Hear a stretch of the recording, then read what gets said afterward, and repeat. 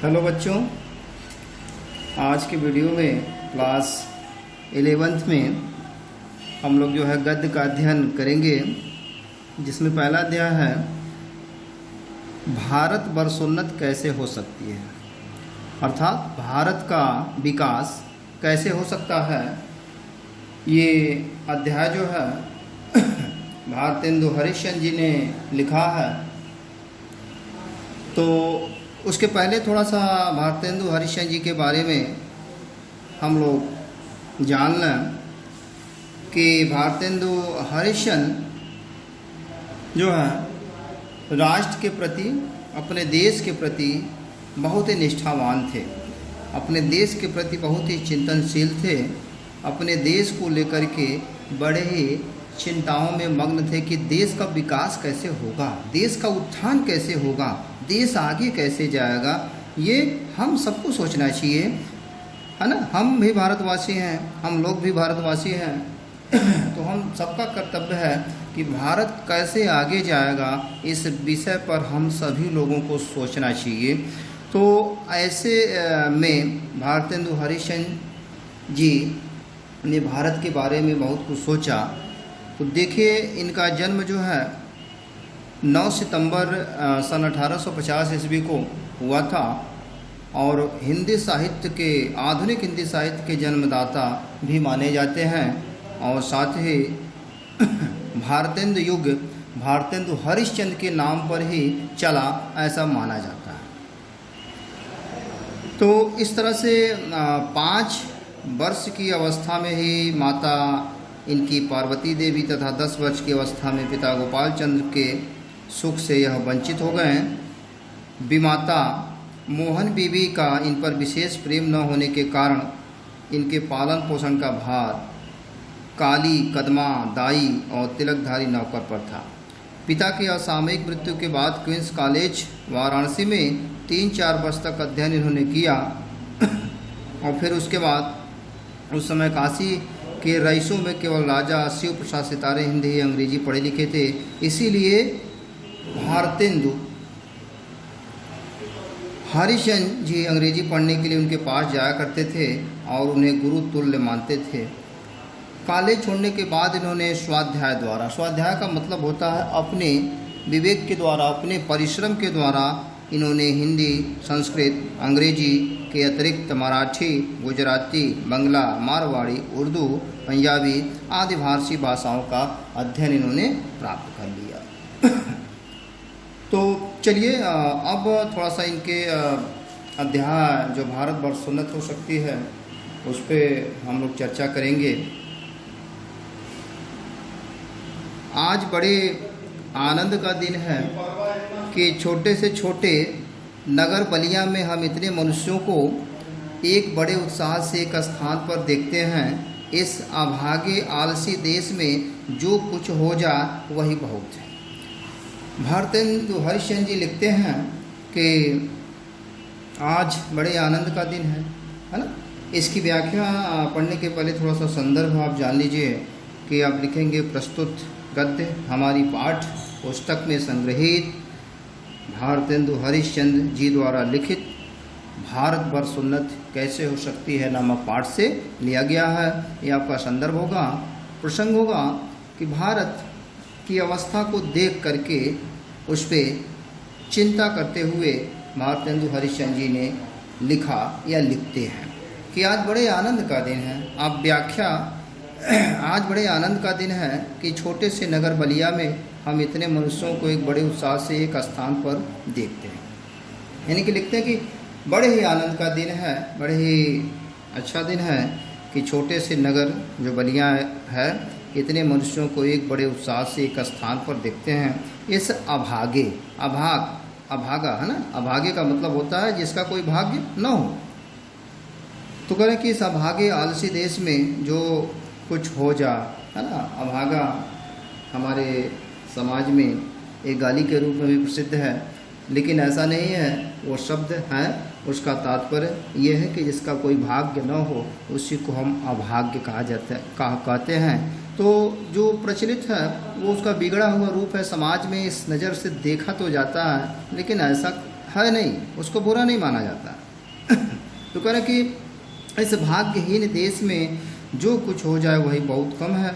हमारे हिंदुस्तानी लोग रेल की गाड़ी है ना, रेल का जो इंजन होता है, आप सभी लोग जानते हैं कि बोगियां तो बहुत सारी होती है, लेकिन सभी बोगियों को खींचने वाला इंजन एक ही होता है। तो अपने हिंदुस्तानियों को, अपने भारतवासियों को एक रेल की गाड़ी कहते हैं, है ना। हमारे हिंदुस्तानी लोग तो रेल की गाड़ी हैं, यद्यप फर्स्ट क्लास, सेकंड क्लास आदि गाड़ी बहुत अच्छी और बड़े बड़े महसूल की इस ट्रेन में लगी है। महसूल माने होता है कर, है ना, टैक्स, या किराया भी होता है। तो यहाँ किराया इसका अर्थ आप जोड़ेंगे कि लिखते हैं कि यद्यप फर्स्ट क्लास माने फर्स्ट क्लास, सेकंड क्लास, है ना, जिसको आप कहते हैं कि रिजर्वेशन है, तो एक एसी वाला होता है, एक जनरल होता है, तो उसी को जो फर्स्ट क्लास होता है, जो सबसे बढ़िया होता है एसी वाला, उसको कहते हैं सेकंड क्लास, स्लीपर कहा जाता है ना, आदि माने इसके समान और भी बहुत सारी चीज़ें हैं। तो जिसमें कह रहे हैं कि बहुत अच्छे और बड़े बड़े, है ना, किराए वाले इस ट्रेन में लगी हैं बोगियाँ, पर बिना इंजन सब नहीं चल सकती। सही है कि किसी भी गाड़ी को चलाने के लिए, किसी भी ट्रेन को चलाने के लिए सबसे पहली आवश्यकता इंजन की होती है। तो कह रहे हैं कि चल नहीं सकती बिना इंजन के। वैसे ही हिंदुस्तानी लोगों को कोई चलाने वाला हो तो ये क्या नहीं कर सकते। इनके कहने का तात्पर्य यह है कि जिस तरह से ट्रेन को चलाने के लिए इंजन की ज़रूरत पड़ती है, उसी तरह से हिंदुस्तानियों को, हिंदुस्तान के लोगों को चलाने के लिए एक इंजन के समान किसी मनुष्य की आवश्यकता होगी, तभी ये क्या नहीं कुछ कर सकते हैं, अर्थात बहुत कुछ कर सकते हैं। मतलब कहने का तात्पर्य यहाँ यह है कि लेखक का यहाँ कटाक्ष है, व्यंग्य है ना, कि जब तक इंजन ना हो, जब तक कोई आगे आकर के किसी काम को करने की न ठाने, तब तक ये लोग चुप बैठे रहते हैं। तो एक तरह से इनका ये व्यंग्य है, कटाक्ष है कि इनको चलाने के लिए, जैसे रेल को चलाने के लिए जैसे इंजन की आवश्यकता पड़ती है, वैसे भारतवासियों को आगे ले जाने के लिए, आगे बढ़ाने के लिए इंजन की तरह से एक अच्छे मनुष्य की आवश्यकता पड़ती है। मतलब कहने का तात्पर्य यह है कि अपने आप से ये कुछ नहीं कर सकते हैं, है ना, ये कटाक्ष है। फिर कह रहा कि इनसे इतना कह दीजिए, का चुप साध रहा बलवाना, फिर देखिए हनुमान जी को अपना बल कैसे याद आता है। अब ये चूँकि वाक्य कहा गया कि का चुप साध रहा बलवाना, मतलब इसका होता है कि जैसे ही किसी को याद दिलाएं तो उसका बल याद आ जाता है। एक छोटी सी कहानी इसके पीछे है, आप लोग जान लीजिए कि कभी बचपन की अवस्था में हनुमान जी ऋषियों महर्षियों के सामान को उठा करके नदियों में फेंक दिया करते थे, अन्य जगहों पे फेंक दिया करते थे, नदियों में भी फेंकते थे तो वो डूब जाती थी। तो ऋषि महर्षि इस छोटे से बालक की चंचलता से बड़े परेशान हो गए। तो जब परेशान हो गए, एक दिन देखे, 2 दिन देखे, कई दिन देखे, इस तरह से वो लोग चाहते तो नहीं थे, लेकिन ना चाहते हुए भी जब परेशान हो गए तो उस छोटे से बालक को इन्होंने अभिशाप दे दिया, श्राप दे दिया। और श्राप दे दिया कि आज से तुम अपनी सारी शक्तियों को भूल जाओगे, है ना। तभी से हनुमान जी अपनी सभी शक्तियों को भूल जाते हैं। आपको याद होगा, आप सुने होंगे, कभी हनुमान जी ने सूर्य भगवान को भी निगल लिया था एक लाल फल समझ करके। तो लाल फल समझ करके भगवान सूर्य को भी उन्होंने निगल लिया था। तो बड़े वो चंचल थे बचपन की अवस्था में। तो इस तरह से जब ऋषि महर्षियों ने उन्हें श्राप दे दिया कि आज के बाद से तुम अपनी शक्ति को भूल जाओगे, तो हनुमान जी उसी दिन से अपनी शक्ति को भूल जाते हैं।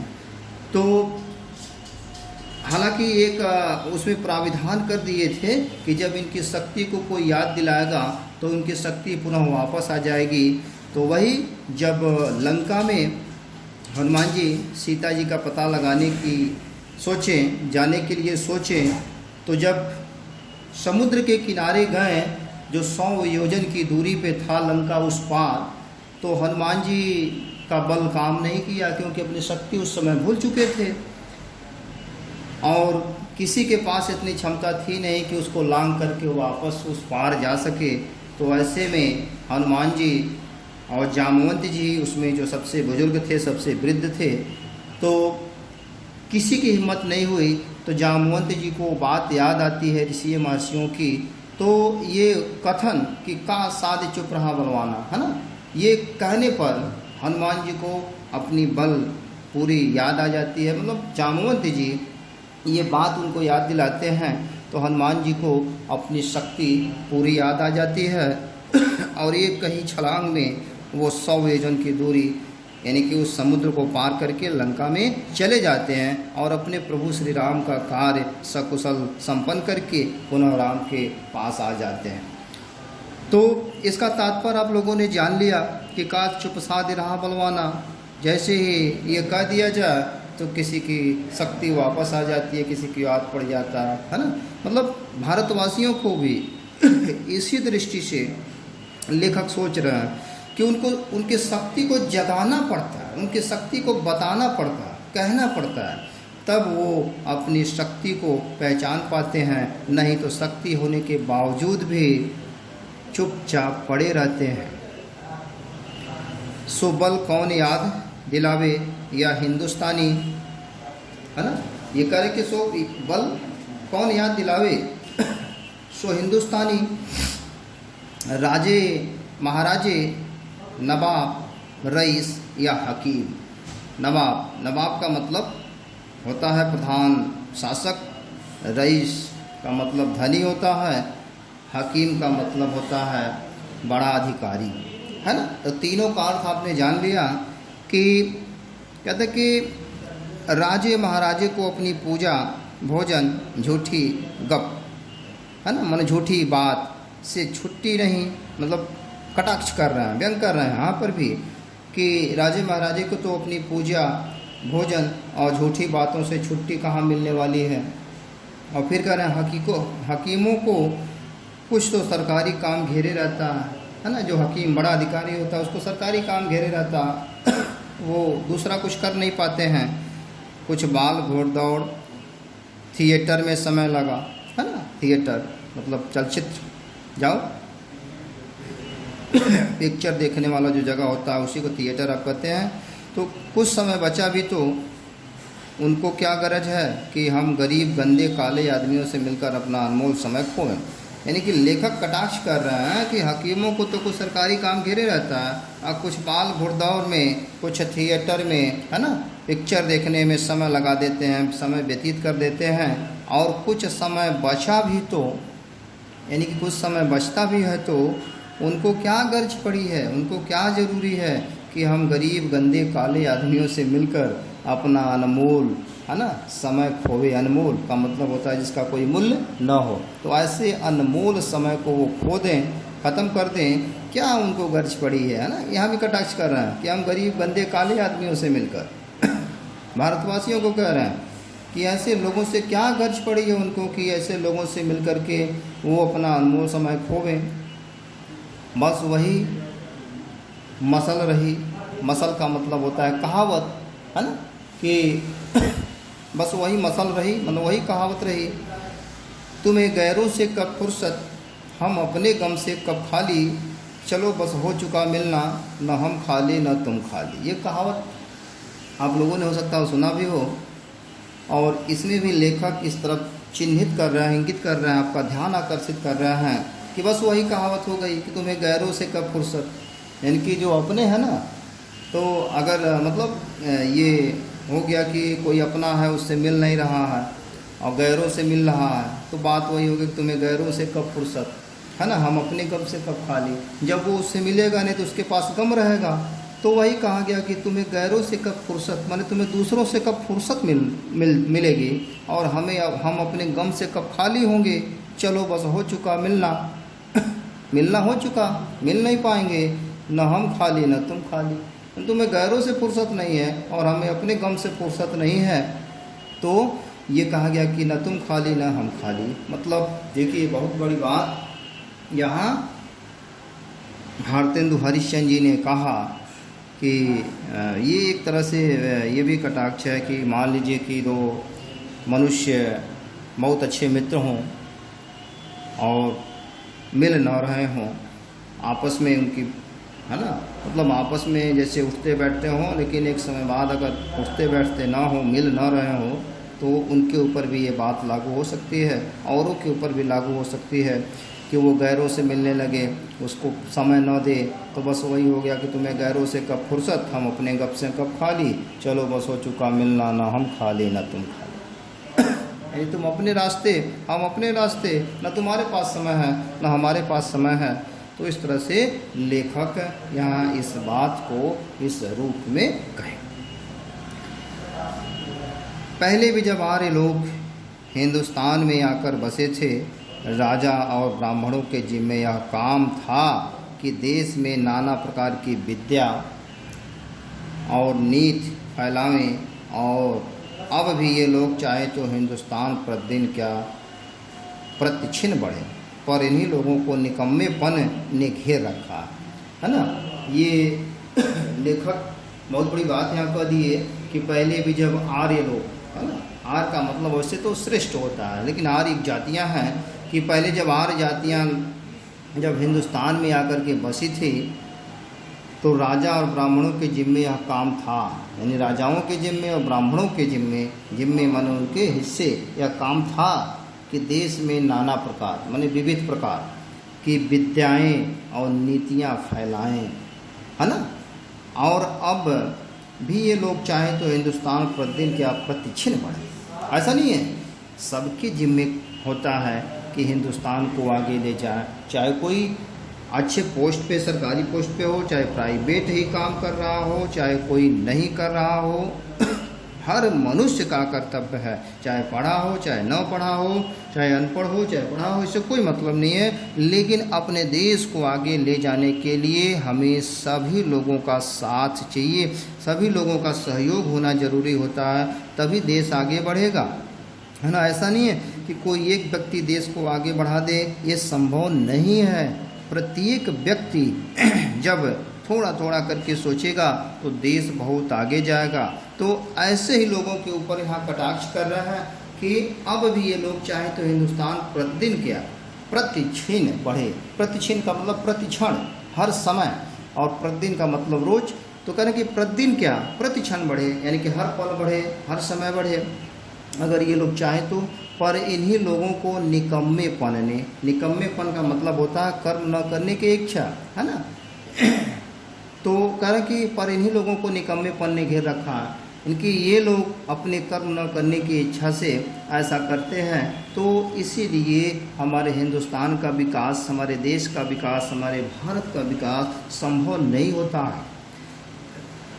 हम नहीं समझते कि इनको लाज भी क्यों नहीं आती कि उस समय में जबकि इनके पुरखों के पास कोई भी सामान नहीं था तब उन लोगों ने जंगल में पत्ते और मिट्टी की कुटियों में बैठ कर के बाँस की नालियों से जो ताराग्रह आदि वेद करके उनकी गति लिखे, है ना। ये लेखक कह रहे हैं कि हम नहीं समझते, मतलब मेरे समझ में कुछ नहीं आता कि इनको लज्जा क्यों नहीं आती। कहते हैं कि इसमें बहुत बड़ी बात है कि जिसको लज्जा नहीं आती है, मतलब कहीं ना कहीं उस व्यक्ति को निर्लज्ज भी कहा जाता है कि हम नहीं समझते कि इनको लाज क्यों नहीं आती। तो कह रहे हैं कि हमारे समझ से ये परे है, हमें समझ में नहीं आता है। पर उस समय में जबकि इनके पुरखों के पास, है ना, इनकी पुरानी पीढ़ियों के पास कोई भी सामान नहीं था।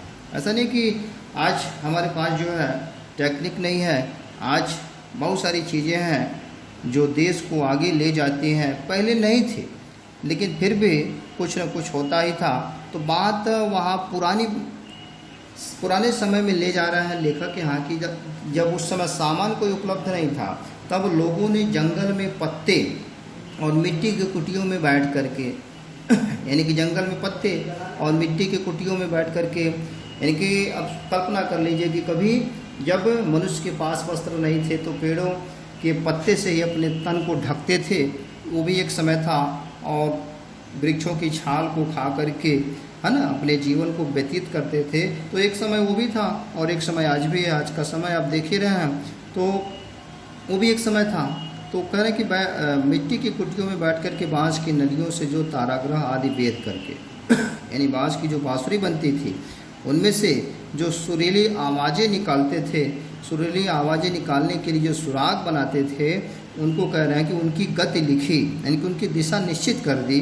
वहाँ ऐसी ठीक है कि 16 लाख रुपए की लागत की विलायत में जो दूरबीन बनी, यानी कह रहे हैं कि वहाँ ऐसी ठीक है कि 16 लाख रुपए के लागत की विलायत का मतलब विदेश होता है, जो दूरबीन बनी। दूरबीन माने दूर की चीज़ों को पास करके जो देखा जाता है उसी को हम दूरबीन कहते हैं।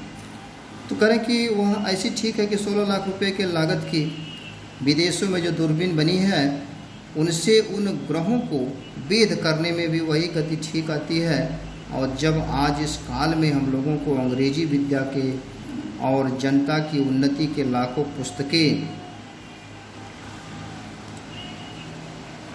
और हजारों यंत्र तैयार हैं, यानी कि लेखक के कहने का तात्पर्य यहाँ यह है कि उस समय में उनके ग्रहों को वेद करने में भी वही गति ठीक आती है जब आज इस काल में, मतलब आज के समय की तुलना और पुराने समय की तुलना यहाँ कर रहे हैं कि उस समय और इस समय में जो है बहुत सारे अंतर होते थे। तो इस तरह से कह रहा है कि आज के इस काल में हम लोगों को अंग्रेजी विद्या के और जनता की उन्नति से, यानी कि अंग्रेजी विद्या की बात यहाँ कर रहे हैं। आज आप जानते ही हैं कि धीरे धीरे आज आपकी जो है राष्ट्रभाषा हिंदी है, राजभाषा हिंदी है, मातृभाषा भी हिंदी है, लेकिन धीरे धीरे इसकी उपेक्षाएँ हो रही हैं, है ना। हर कोई धीरे धीरे इससे मुकर रहा है। तो कहने का मतलब है कि जो आपकी राजभाषा हिंदी है, राष्ट्रभाषा हिंदी है, लेकिन सरकारी कार्यालयों में भी इस भाषा के प्रति उपेक्षा हो रही है और धीरे धीरे जो है ये स्थान जो है अंग्रेजी ने ले लिया है।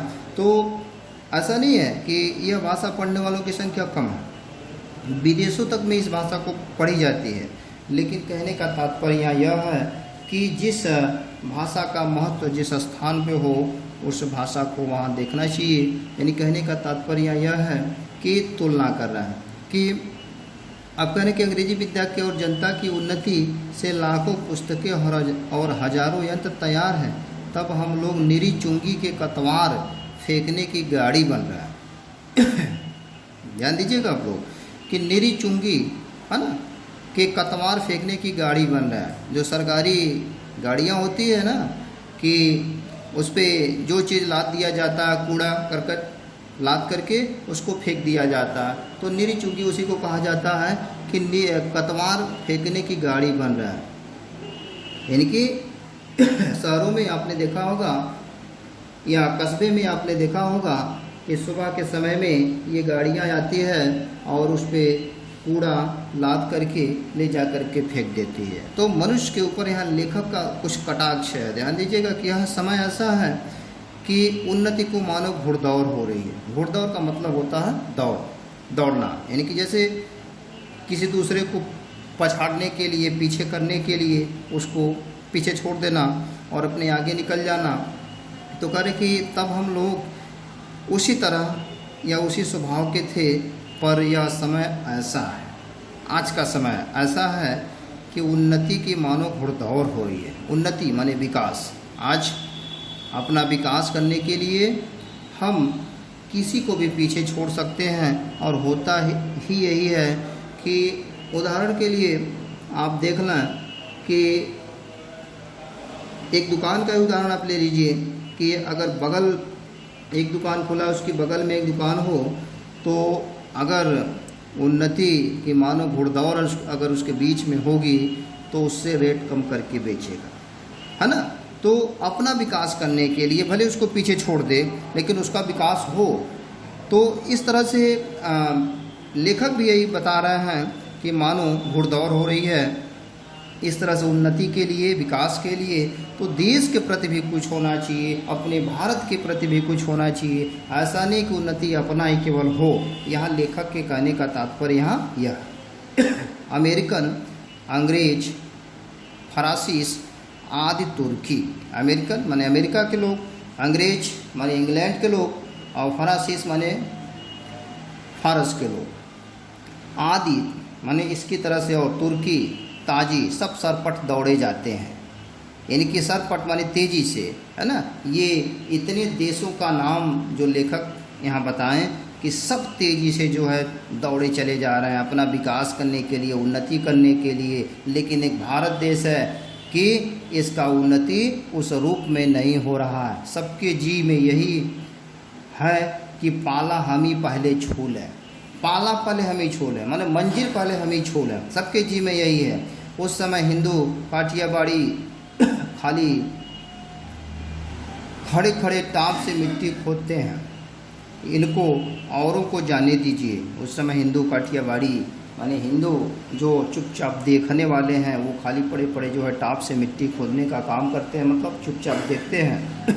इनको औरों को जाने दीजिए। जापानी टट्टुओं को हाँपते हुए, जापानी टट्टू, है ना, टट्टू माने छोटा, यानी जापान के लोग जो है छोटे छोटे होते हैं, तो नेपाल के भी होते हैं, लेकिन जापानी टट्टुओं को यहाँ बात आई है कि जापानी टट्टुओं को हाँपते हुए, यानी जापान के जो छोटे छोटे हैं वो हाँपते हुए दौड़ते देख करके भी लाज नहीं आती। यानी कि छोटे कद के होने के बावजूद भी वो काम करते हैं और हाँपते हैं, है ना।